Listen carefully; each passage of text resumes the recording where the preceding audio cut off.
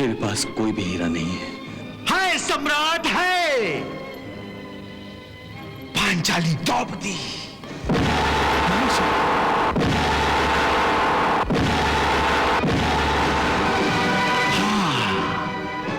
द्रौपदी, मैं द्रौपदी को भी दांव पर लगाता हूँ। द्रौपदी, द्रौपदी, द्रौपदी। मामाश्री। हाँ भांजे। तो आप भी बताइए अपना यशस्वी हाथ। हाथ में आया हीरा हाथ से जाना नहीं चाहिए। अवश्य। बारा अवश्य। मामाश्री,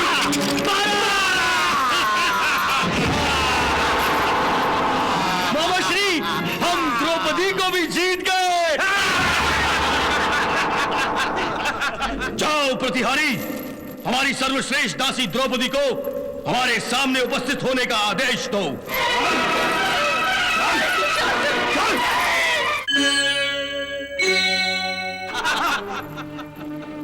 अब मैं दांव पर कुछ भी नहीं लगा सकता। नहीं नहीं सम्राट, ऐसे भी कंगाल नहीं हुए हैं आप। अब भी आपके पास एक हीरा बाकी है, सबसे अनमोल हीरा। नहीं, मेरे पास कोई भी हीरा नहीं है। है सम्राट, है पांचाली द्रौपदी।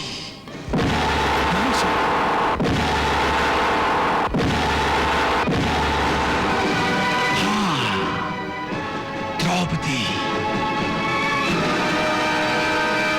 क्या सोच रहे हैं भ्राता श्री?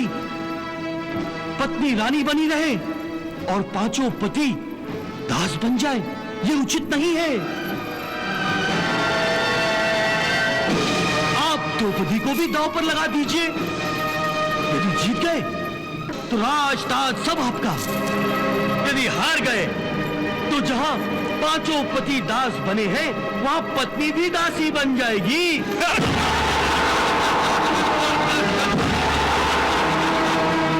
पांच पतियों की अर्धांगिनी अपने पतियों से अलग कैसे रहेगी भ्राताश्री? ये सम्राट युधिष्ठिर अपना अंतिम दांव, आर या पार।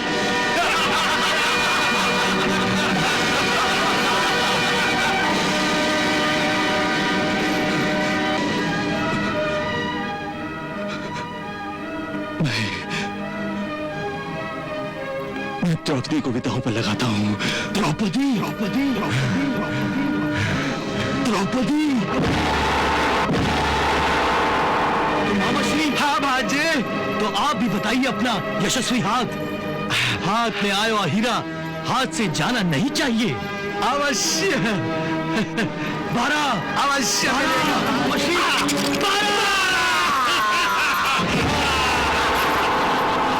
मामाश्री, हम द्रौपदी को भी जीत गए। जाओ प्रतिहारी, हमारी सर्वश्रेष्ठ दासी द्रौपदी को हमारे सामने उपस्थित होने का आदेश दो।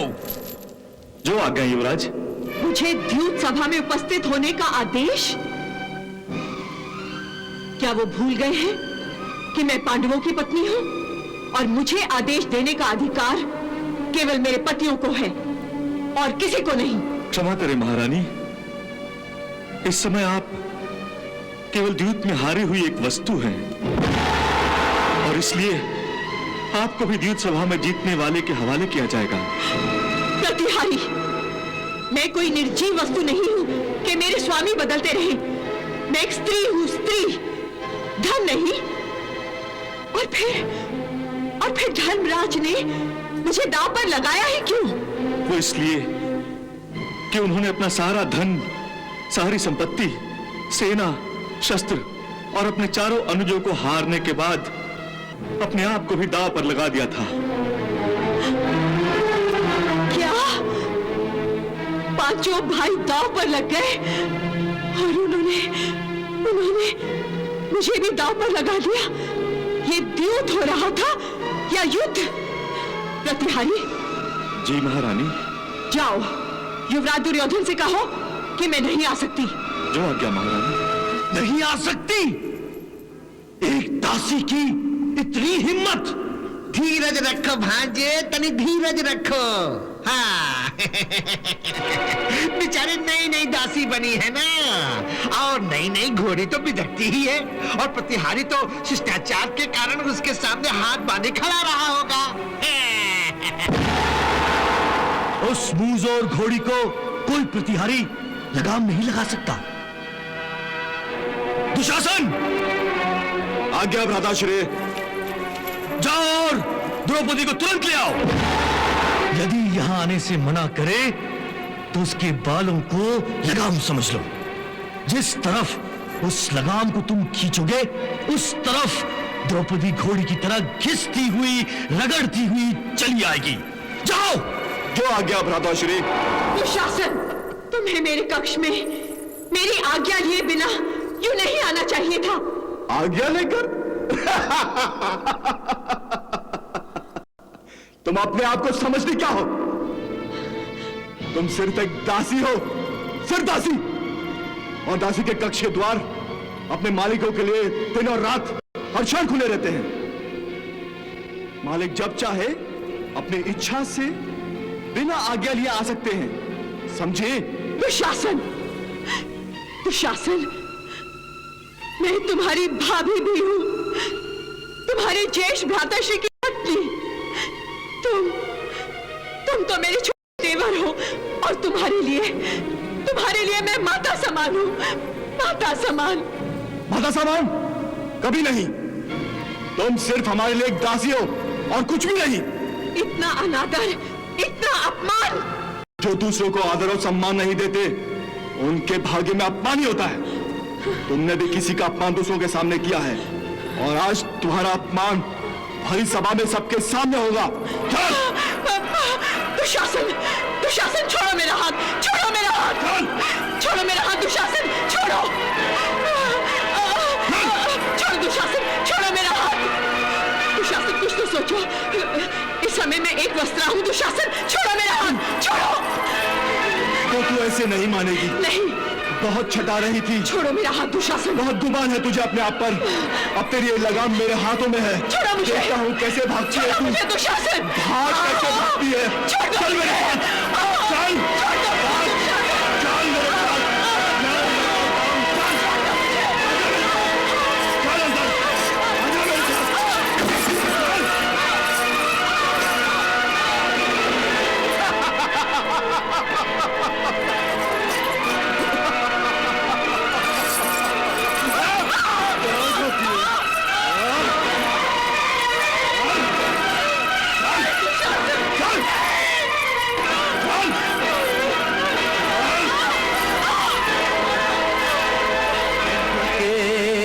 पकड़ के पांचाली के दुशासन ले चला ऐसे,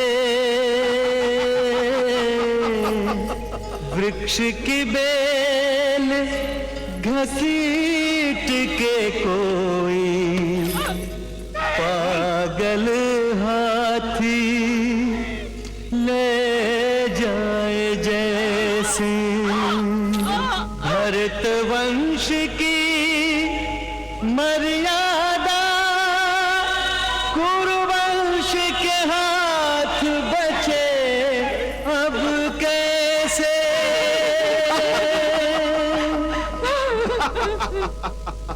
भरत वंश की मर्यादा कुरुवंश के हाथ बचे अब कैसे।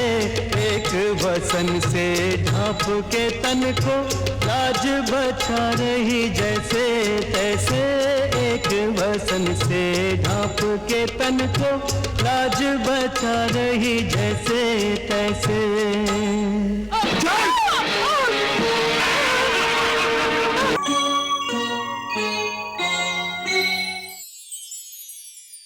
आओ द्रौपदी, आओ, आकर हमारी गोद में बैठ जाओ। दुर्योधन, तूने एक स्त्री का ही नहीं मेरी पत्नी का भी अपमान किया है। मैं इस भरी सभा में प्रतिज्ञा करता हूं कि जिस जांग पर तूने मेरी पत्नी को बैठने का आदेश दिया है, ईश्वर की सौगंध, मैं उस जांग को अपनी गदा से तोड़कर रख दूंगा। हाँ? और दुशासन, तुम भी मेरी दूसरी प्रतिज्ञा सुन लो। जिन हाथों से तुमने द्रौपदी के बालों को छुआ है, उन हाथों को मैं तुम्हारे शरीर से अलग कर दूंगा और तुम्हारे रक्त से मैं द्रौपदी के बाल धोऊंगा।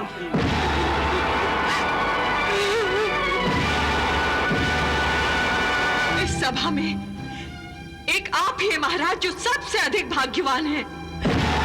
इसलिए नहीं कि आप महाराज हैं, बल्कि इसलिए कि इस दरबार में जो अत्याचार हो रहा है उसे आप देख नहीं सकते। यदि देख लेते तो अपनी आंखें फोड़ लेते महाराज।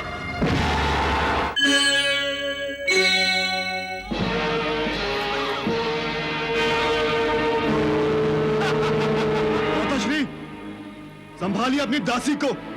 वाह दुशासन वाह, जीते रहो।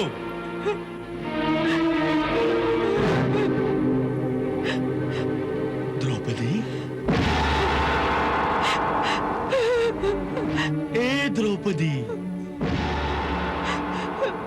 दुशासन, जो आज्ञा भ्राताश्री। हट! हट!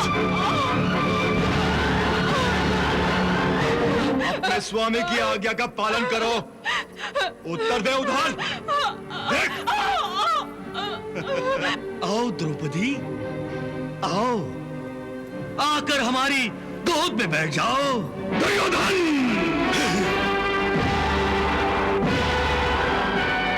तूने एक स्त्री का ही नहीं, मेरी पत्नी का भी अपमान किया है। मैं इस भरी सभा में प्रतिज्ञा करता हूं कि जिस जांग पर तूने मेरी पत्नी को बैठने का आदेश दिया है, ईश्वर की सौगंध, मैं उस जांग को अपनी गदा से तोड़कर रख दूंगा। हाँ? और दुशासन, तुम भी मेरी दूसरी प्रतिज्ञा सुन लो। जिन हाथों से तुमने द्रौपदी के बालों को छुआ है, उन हाथों को मैं तुम्हारे शरीर से अलग कर दूंगा और तुम्हारे रक्त से मैं द्रौपदी के बाल धोऊंगा।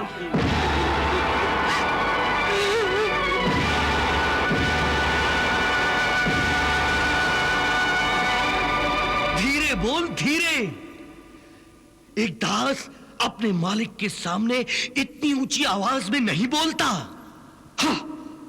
दास, चल बैठ, बैठ जा, बैठ।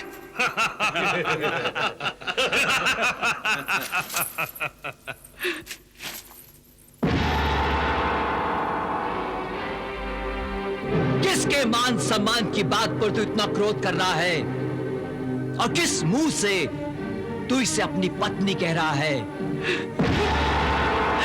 ये अरे ये तो 5 पतियों की पत्नी है।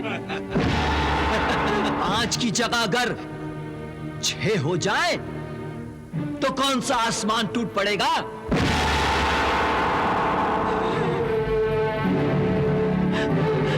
देखो कैसे अपना पल्लू संभाल रही है, क्या नाटक कर रही है।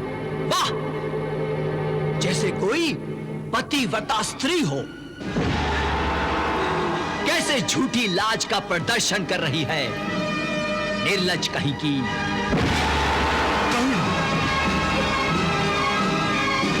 द्रौपदी, अब तुम दासी बन गई हो, दासी। ये लाज तो रानी महारानियों का आभूषण है, तुम्हें शोभा नहीं देता। जब तक तुम्हारा स्वामी चाहे तब तक वस्त्र तुम्हारे शरीर पर रहेंगे, और जब मालिक की आज्ञा हो तो उन्हें तुरंत उतार कर फेंक देना ही दासी का धर्म है। राज, अपनी इस नई दासी को उसका धर्म नहीं सिखाओगे? अवश्य, अवश्य कर्ण। दुशासन, द्रौपदी को निर्वस्त्र कर दो, निर्वस्त्र कर दो, निर्वस्त्र।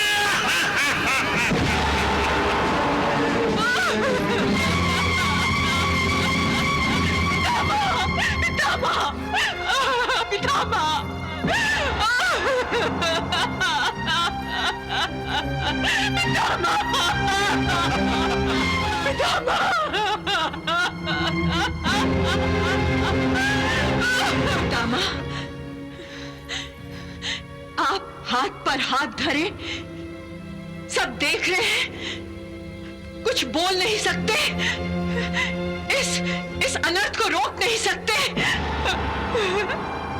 क्या यही संस्कार सींचे हैं आपने अपनी पीढ़ियों में कि वो अपने ज्येष्ठों के सामने एक स्त्री जाति की आत्मा को ही नंगा कर दे? पितामह बोलिए, बोलिए।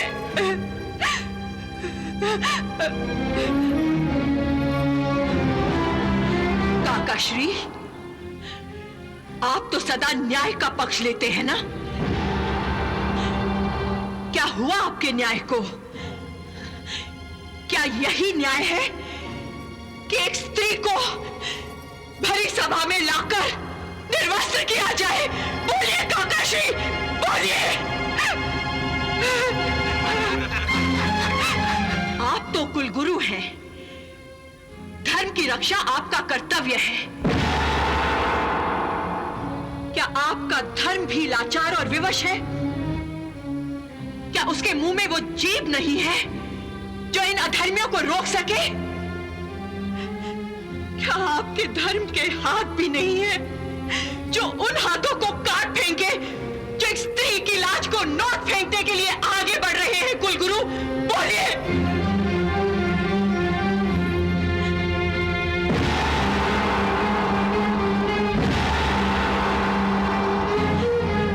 आप तो धनुर्विद्या के गुरु हैं। आपके तुनीर के बाण तो शिकार की आंख को निशाना बनाते हैं आचार्य। तो फिर इस समय आपकी कमान पर कोई बाण क्यों नहीं है जो इन भेड़ियों की आंखों को छेद दे? बोलिए। जो एक असहाय स्त्री की लाज पर हाथ डालकर उसका तमाशा देखना चाहते हैं। बोलिए आचार्य, बोलिए। आप भी आंखें चुराने लगे आचार्य? हाँ?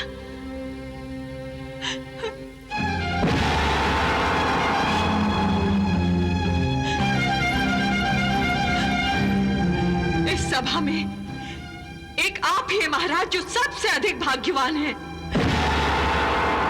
हाँ, भाग्यवान है इसलिए नहीं कि आप महाराज हैं, बल्कि इसलिए कि इस दरबार में जो अत्याचार हो रहा है उसे आप देख नहीं सकते। यदि देख लेते तो अपनी आंखें फोड़ लेते महाराज। निसंदेह आप देख नहीं सकते, परंतु सुन तो सकते हैं।